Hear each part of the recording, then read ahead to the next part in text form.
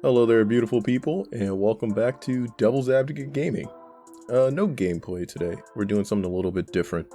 We're on the cusp of what may be the second biggest change in DBD's history, second biggest patch, and I wanted to talk a little bit about it just because it does have some pretty grave implications for the future of the long-term health of the game.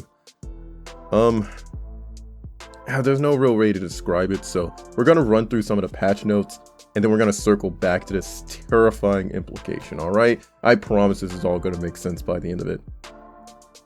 First up to bat, we have the Boone's Circle of Healing change. No, we have the medkit change in general, actually. So medkits are going to provide 24 charges within the context of healing as a whole is going to be 24 charges. That's nuts. Everyone is saying that's going to get nerfed before it even hits the PTB. I say they're going to give it a chance, but I too think it's going to be nerfed before it makes it to live. Keep this healing thing in mind though, this is important. Some other things we need to talk about are the changes to Scourge Hook Gift of Pain, which is the biggie one, right? That's the biggest one I have a gripe with. So Scourge Hook Gift of Pain has been objectively nerfed. It's still going to provide a 15% bust to any gen that is at the highest percent. God damn. Talk about compensating. So Scourge Hook Gift of Pain is going to give a flat 15% blow up to any gen as long as you've hooked a survivor on the Scourge Hook. The thing about it is they also nerfed the number of times it can go off. It's only going to go off 4 times the entire match, and that is not enough. I feel as though the developers are planning around multiple gen perks being used at any given time, instead of just enforcing the notion of maybe 1 or maybe 2 gen perks being used simultaneously. I wish the game was in a place where just 1 gen perk is all you need, but we're never really going to get there at this rate, and we'll explain why later. Dead Hard also got the dick, which I can't really be sad about. They can keep nerfing Dead Hard and I'll be happy. That perk has never really brought joy to my life as a killer main. But now you have to unhook somebody before you can use Dead Hard at all, which makes the early game incredible. People are going to be running sprint bursts like it's going out of style, fashion, whatever. And then we do have to talk a little bit about Call of Brine and Overcharge. These are 2 perks that have been being used together since they got their changes, and that's really unfair to Survivor.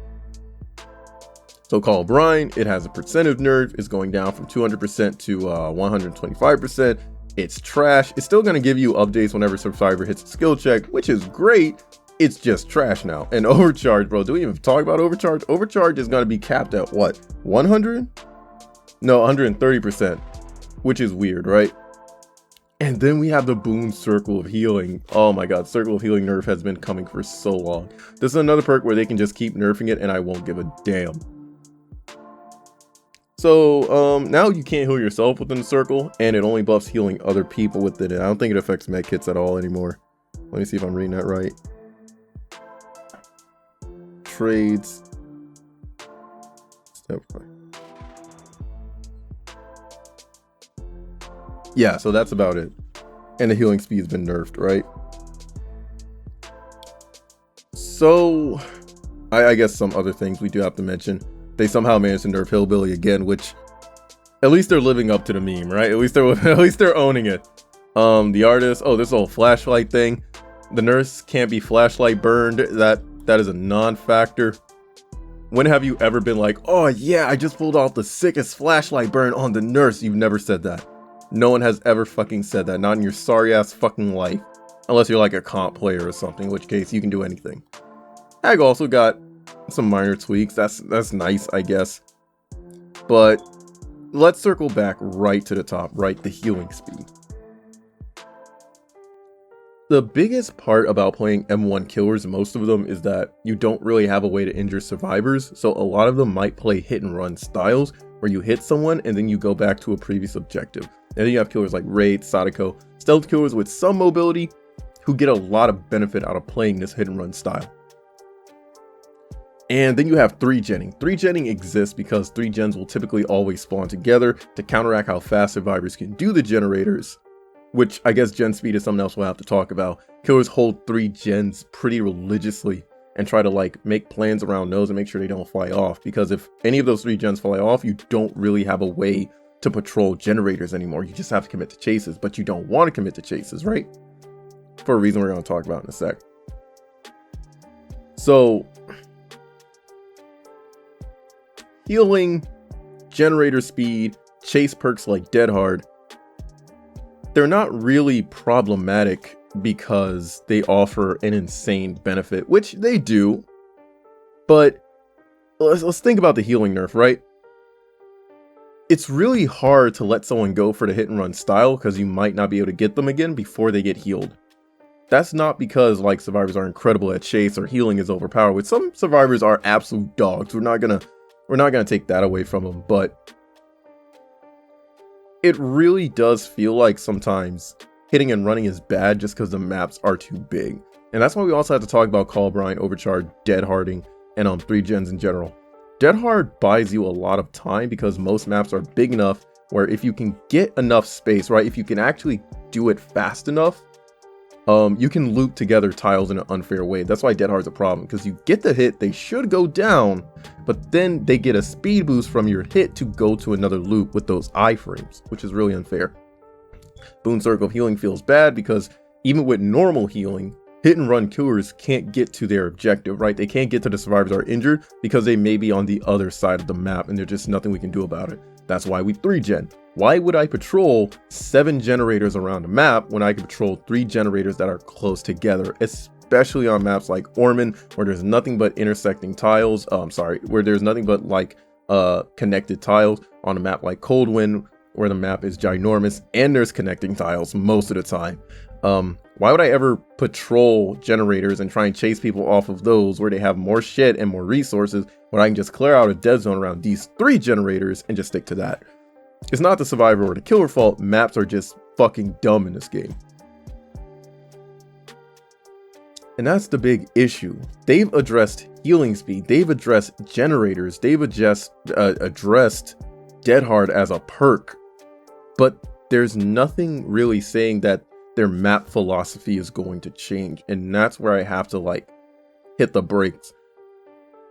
So instead of making maps where interrupting healing is more feasible, where patrolling more than just 3 generators is more feasible, to where chasing can be a little more safe because even though survivors have resources, they have a finite space within those resources.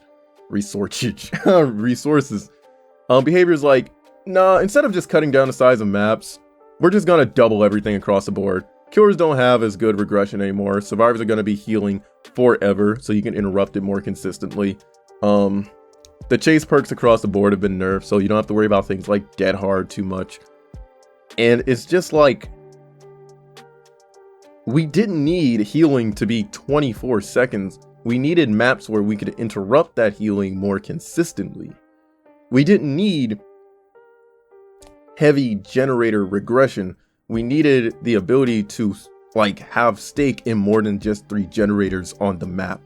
Does that make sense?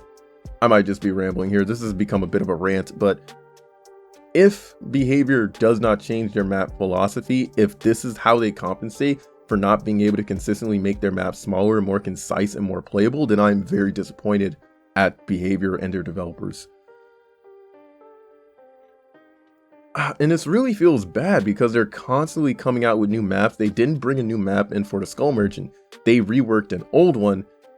They reworked a couple of old ones actually, and they made them worse, which is like, that's incredible. That is stupefyingly bad. All right, sorry if I'm holding those S's for a little too long. I definitely want to see what you guys have to say about this in the comments. I could be wrong.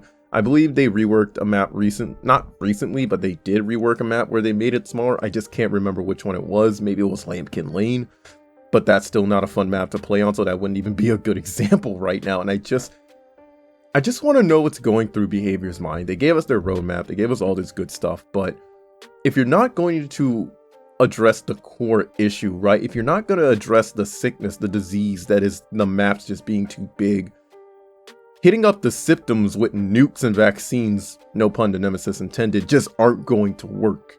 And that's the point I'm trying to get across here. As long as I have to run 50 miles across every map in the game, it doesn't matter how long these heals are going to take, and you're just making everyone miserable.